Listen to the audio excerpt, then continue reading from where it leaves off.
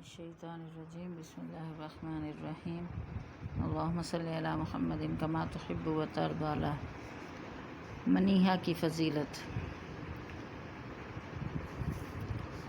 منیہا کیا ہوتا ہے؟ منیہا دودھ دینے والے جانور کو دودھ پلانے کے لیے کسی کو فری میں دے دینا۔ دودھ دینے والا جانور کسی کو فری میں دودھ پلانے کے لیے دینا۔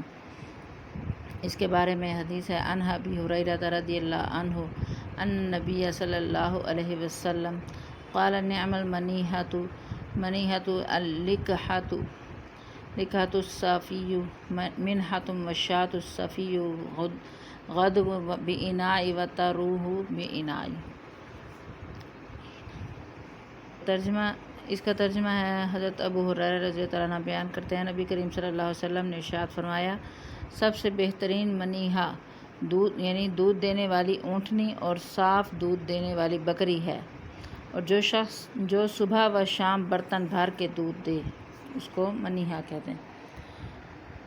ایک اور حدیث ہے کہ رسول صلی اللہ علیہ وآلہ وسلم قال رسول اللہ صلی اللہ علیہ وسلم اربعون خصلۃ اعلاہن منیحۃ العنز وما من عامل یعمل بخصلۃ منها رجاء ثوابها وتصدیق موعودها۔ نبی صلی اللہ علیہ وسلم نے فرمایا کہ 40 خوبیاں ایسی ہیں جن میں سے سب سے بڑی خوبی بکری کو بلا معاوضہ کسی کو دینا ہے۔ جو شخص ان خوبیوں میں سے کسی ایک خوبی پر بھی ثواب کے حصول کے لیے اور وعدے کی تصدیق کے لیے عمل کرے گا، اللہ تعالیٰ اسے اس کے عوض میں جنت میں داخل کرے گا۔ حسان نامی راوی بیان کرتے ہیں کہ ہم نے ان کی یعنی کہ بہترین جو 40 خوبیاں نبی صلی اللہ علیہ وسلم نے فرمائی ہیں، ان میں سے وہ کہتے ہیں کہ ہم نے ان کو گننا شروع کیا یعنی کہ جو ان کی گنتی شروع کی جو بکری کو عطیہ دینے کے علاوہ ہیں۔ ان میں سے کون سے تھے؟ سلام کا جواب دینا، چھینکنے والے کو جواب دینا، راستے سے تکلیف دہ چیز کو ہٹانا وغیرہ شامل ہیں، لیکن ہم 15 سے زیادہ چیزیں نہیں گن سکے۔ ایک اور حدیث حضرت جابر رضی اللہ تعالیٰ عنہ سے ہے، آپ فرماتے ہیں کہ ہم میں سے کچھ لوگوں کے پاس اضافی زمین موجود تھی، انہوں نے کہا کہ ہم تہائی، چوتھائی یا نصف پیداوار کے عوض میں اسے معاوضے پر دے دیتے ہیں۔ نبی کریم صلی اللہ علیہ وآلہ وسلم نے فرمایا، جس شخص کے پاس کوئی زمین موجود ہو وہ خود اس میں کھیتی باڑی کرے یا وہ بلا معاوضہ اپنے بھائی کو دے دے۔ اگر وہ ایسا نہیں کرنا چاہتا تو اپنی زمین اپنے پاس رکھے لیکن کرائے پر نہ دے۔ یہ حدیث جو ہے مزارعت کے معنی اور مفہوم کے بارے میں ہے، یعنی مزارعت کے بارے میں ہے، تو اس کا مزارعت کیا ہے اس کے بارے میں ہم دیکھتے ہیں۔ کسی کو اپنی زمین اس طور پر کاشت کے لیے دینا کہ جو کچھ پیداوار ہوگی دونوں میں مثلا نصف نصف یا 1/3 یا 2/3 تقسیم ہو جائے گی، اس کو مزارعت کہتے ہیں۔ اس کو ہندوستان میں بٹائی پر کھیت دینا کہتے ہیں، اور امام شریعت میں مزارعت جائز ہے۔ احادیث مبارکہ میں اور صحابہ کرام رضی اللہ عنہم کے عمل سے اس کا جواز ثابت ہے۔ اب سوال یہ پیدا ہوتا ہے کہ ہم نے جو حدیث شریف پڑھی ہے، بیان کی ہے، اس کے اندر تو مزارعت سے منع کیا گیا ہے، تو اب ہم یہ دیکھیں گے کہ آیا مزارعت یا بٹائی جو ہے یہ جائز ہے یا نہیں۔ نبی صلی اللہ علیہ وسلم کی حدیث کے مطابق ہم اس کو دیکھیں گے۔ حضرت رافع بن خدیج رضی اللہ عنہ سے مروی ہے کہ انہوں نے ایک کھیتی کاشت کی، وہاں سے رسول اللہ صلی اللہ علیہ وآلہ وسلم کا گزر ہوا جبکہ وہ اس کو پانی دے رہے تھے۔ آپ صلی اللہ علیہ وسلم نے دریافت فرمایا کہ یہ کس کی کھیتی ہے اور کس کی زمین ہے؟ میں نے جواب دیا، یعنی کہ حضرت رافع بن خدیج فرماتے ہیں کہ میں نے جواب دیا کہ کھیتی میرے بیج اور عمل کا نتیجہ ہے، اور آدھی پیداوار میری اور آدھی بنی فلاں کی ہوگی۔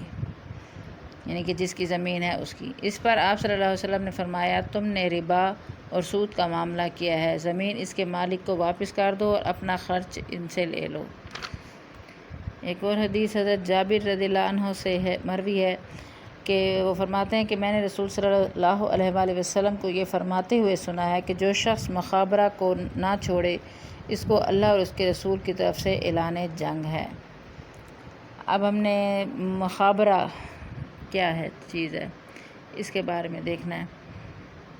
مخابرہ کہتے ہیں یعنی کہ مخابرہ کہتے ہیں کہ بٹائی پر زمین کو دینا، یعنی مزارعت کی بعض صورتیں ناجائز ہیں اور بعض جو ہیں وہ جائز ہیں۔ تو ان حدیث میں انہی کی ہی ممانعت فرمائی گئی ہے، یعنی کہ جو صورتیں مخابرہ کی یا مزارعت کی ناجائز ہیں، ان حدیث میں انہی کی ممانعت ہے۔ اور ان میں کیونکہ ربا یعنی سود کا اطلاق کیا گیا ہے، اور ربا کی مختلف قسمیں ہیں جن میں قباحت برائی کے اعتبار سے فرق و تفاوت ہے۔ احادیث میں بعض ایسے معاشی معاملات کو جن میں ربا سے ایک گونا مشابہت و مماثلت ہے پائی جاتی ہے۔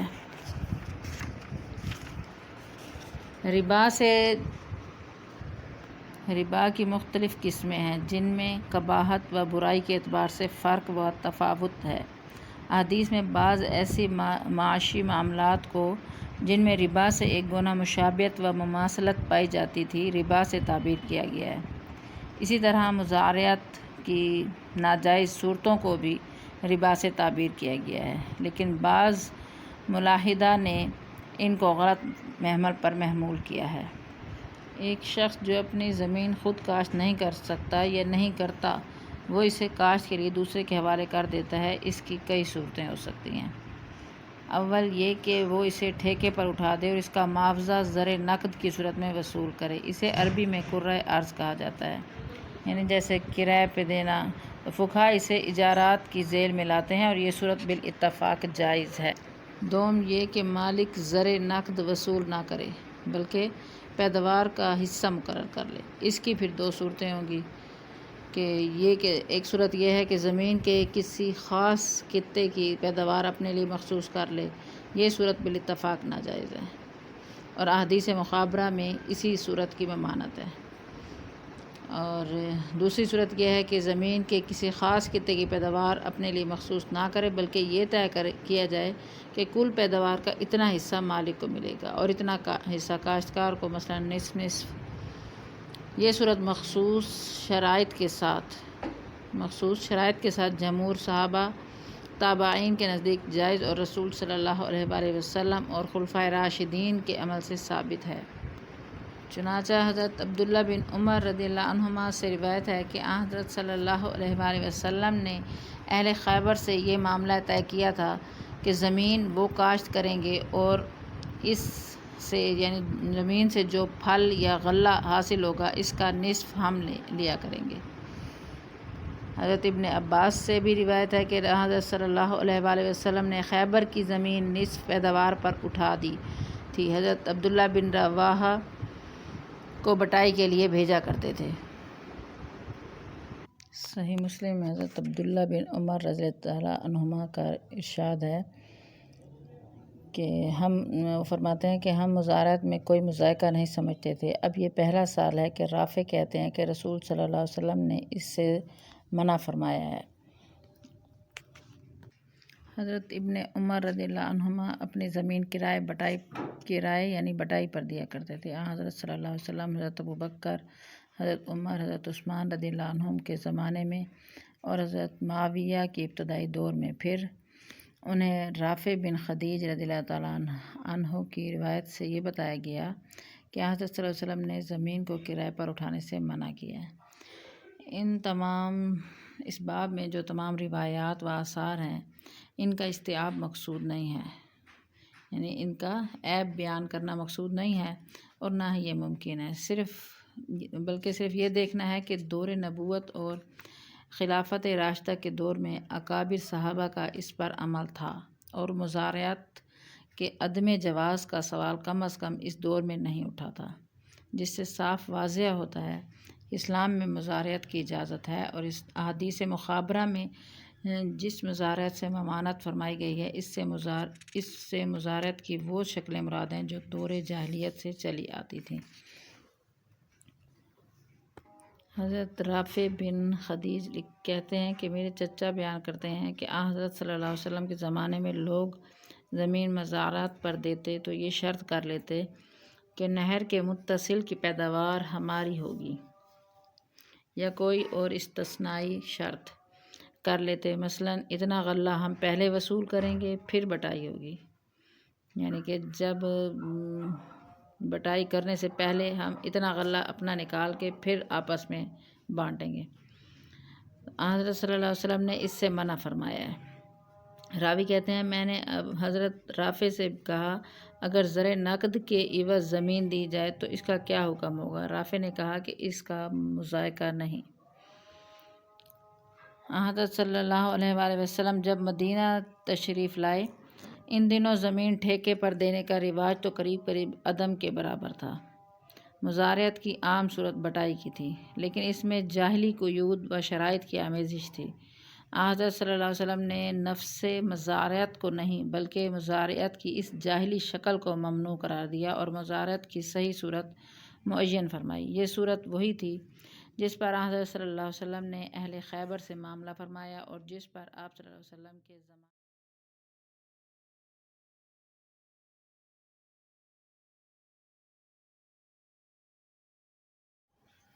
صدق اللہ العلی العظیم و صدق رسولہ النبی الکریم۔